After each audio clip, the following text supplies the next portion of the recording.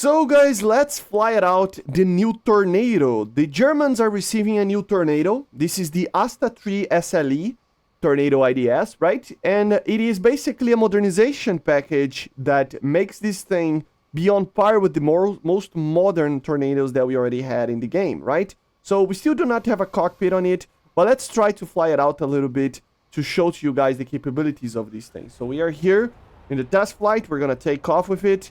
And as you can see, the skin is very similar to the gray skin of the ASSTA 1 there.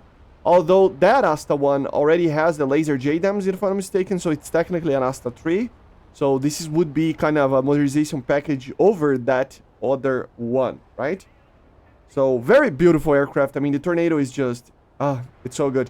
Look at these things. Go search some videos about these things just taking off, right? These engines are so cool on them. So yeah, very, very cool, right? Auto wings, okay. And yeah, so what are the main differences, guys? We have three main differences on this vehicle. As you can see, the first one is pretty obvious, which is the Brimstone. So yeah, the Brimstone is obviously one of the best missiles that the British have. And yeah, they added for the Germans as well with this Tornado. It has a pretty significant range. We have here the Lightning III pod as well. And it has a pretty good range, man. It will have around 8 kilometers of range normally, but since we are flying very fast and very high, you can make these ranges be a lot better than what they are, right?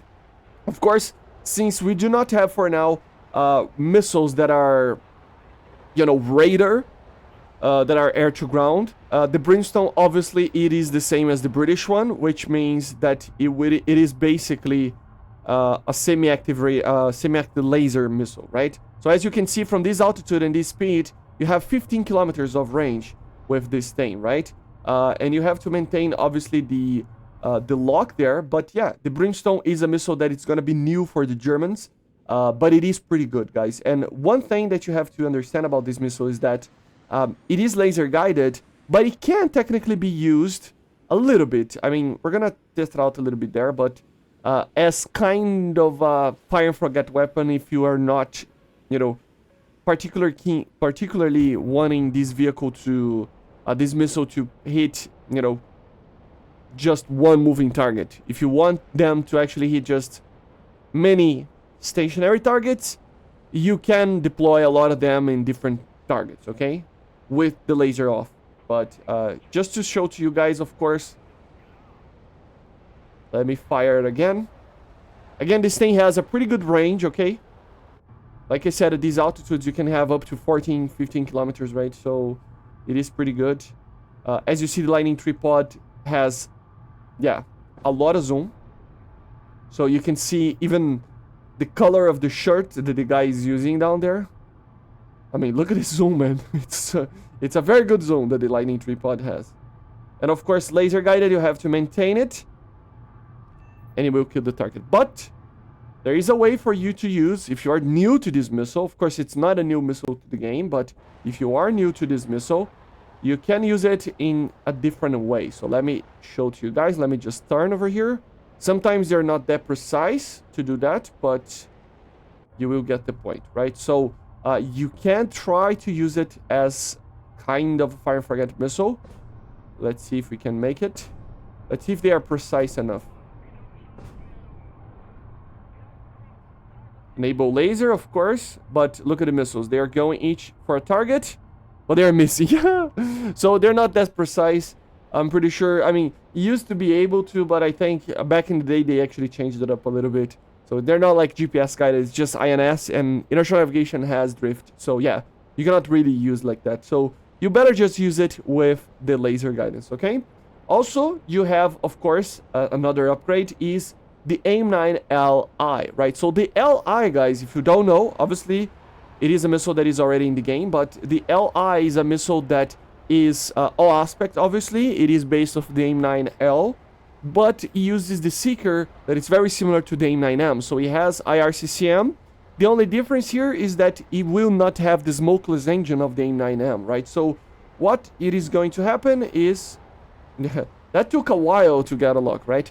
But what is going to happen is that the missile itself, the performance, everything will be pretty much the same as AIM-9M, but it will have the smoke. So it's a little bit easier for the enemies to see that you are firing on them. But at the same time, you know, it's not that big of a deal. The missile is still pretty good. So as you can see, missile is not smokeless, which means that, you know, you gotta basically a missile that it's showing where it is, but it does have the inertial, the IRCCM, sorry. And the last upgrade is that pod over there. So that pod over there, we're gonna go to near the AAs here. Let's see if it works with the ADATs and stuff. But basically, we have a missile approach warning system over here.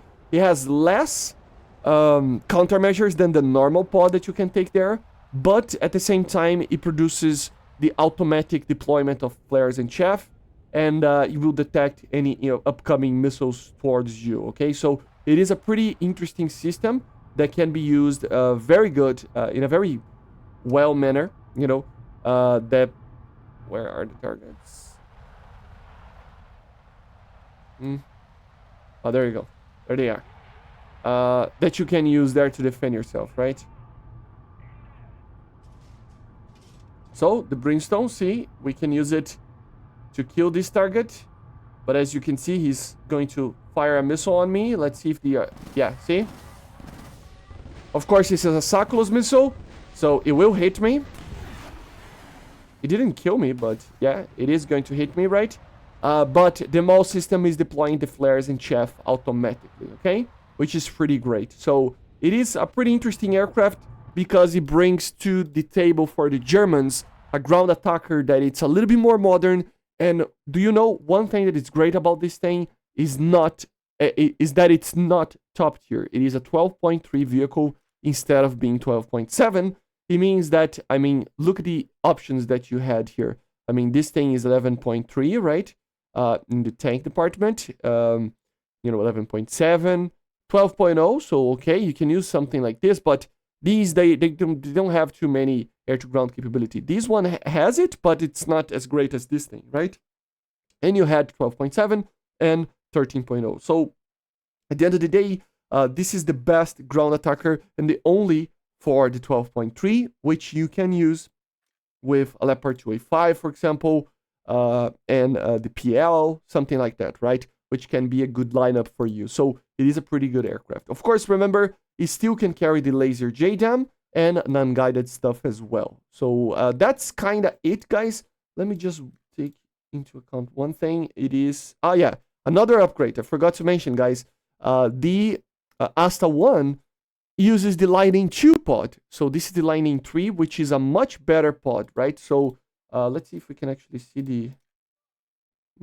I don't think we can see the actual zoom that it has, but it is it has more zoom, better thermals and everything, right? So it's a better pod as well. So 4 basically upgrades. So A9LIs, MALs, Brimstone, and Lightning 3 pod. So a complete package for you to destroy ground targets at a 12.3 BR. Very good aircraft, and you definitely should get it if you are a German main. I'm excited about this. I love my tornadoes, right?